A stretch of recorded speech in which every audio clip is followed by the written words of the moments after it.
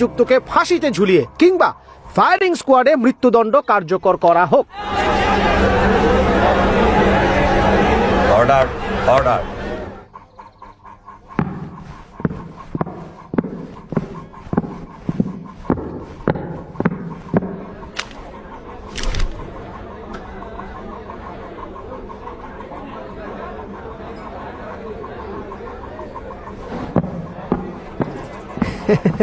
Your honour.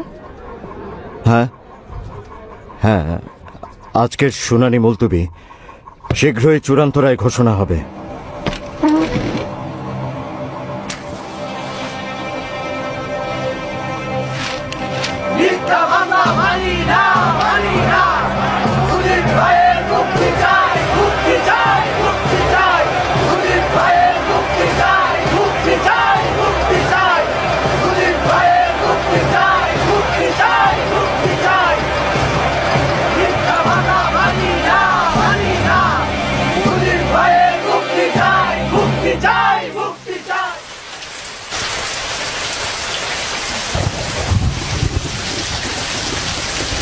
কেমন আছো?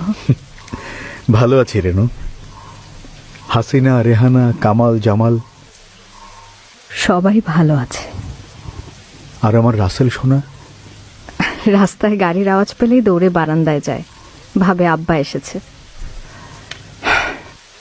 আব্বা আম্মার শরীর কেমন? ওনারাও ভালো আছেন। আর তুমি?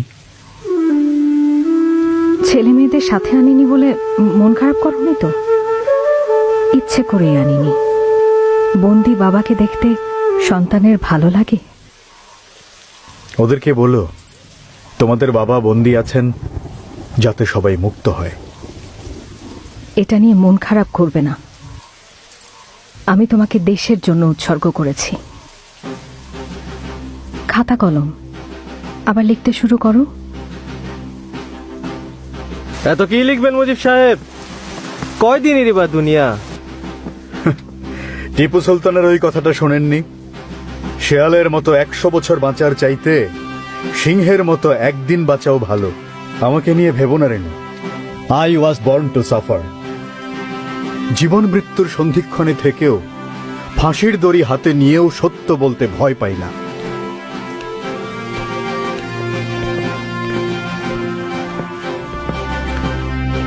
ষড়যন্ত্র চলছে, চলবেও।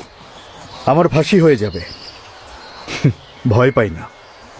ষড়যন্ত্র যত শক্তিশালী হোক, সেটা মিথ্যা।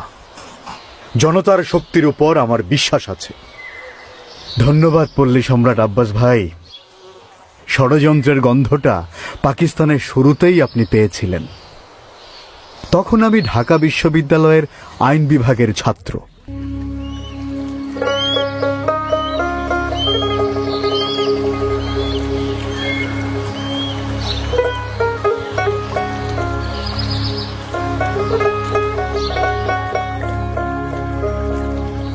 নদীর কুল না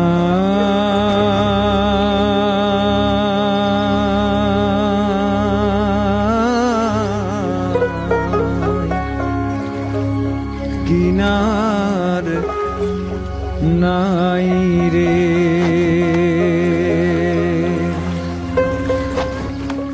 ওরে আমি কোন কুল হতে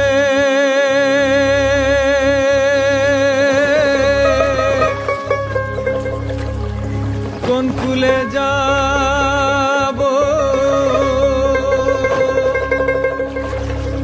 কাহারে শুধাই রে।